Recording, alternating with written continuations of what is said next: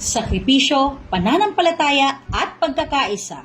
PNP pinalakas ang ugnayan sa Muslim community sa selebrasyon ng Eid al-Adha 2026.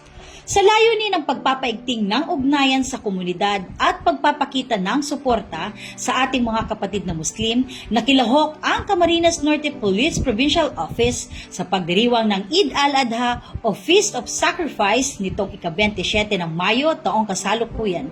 Ganap na alas 7 ng umaga, kasama ang mga kapulisan ng Provincial Community Affairs and Development Unit at Labo Municipal Police Station sa ginanap na pagdiriwang sa Abdullah Ibrahim Bindakan Mosque sa bayan ng Labo, Camarines Norte.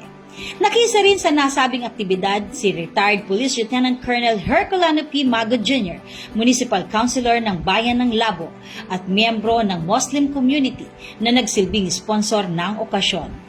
Ang Eid al-Adha ay isa sa pinakamahalagang pagdiriwang sa pananampalatayang Islam. Ito ay paggunita sa matibay na pananampalataya at pagsunod sa propeta Ibrahim sa kalooban ng Diyos. Karaniwang tampok sa pagdiriwang ang sama-samang pananalangin, pagkakawang gawa at ang ritual na pag-alay ng hayop bilang simbolo ng sakripisyo at pagmamalasakit sa kapwa. Bilang bahagi ng tradisyon, isang baka ang inialay at ang karne nito ay pinamahagi sa mga miyembro ng Muslim community. Ang gawaing ito ay sumasalamin sa mga pangunahing pagpapahalaga ng Eid al-Adha, pananampalataya, malasakit, at walang pag-imbot na paglilingkod sa kapwa.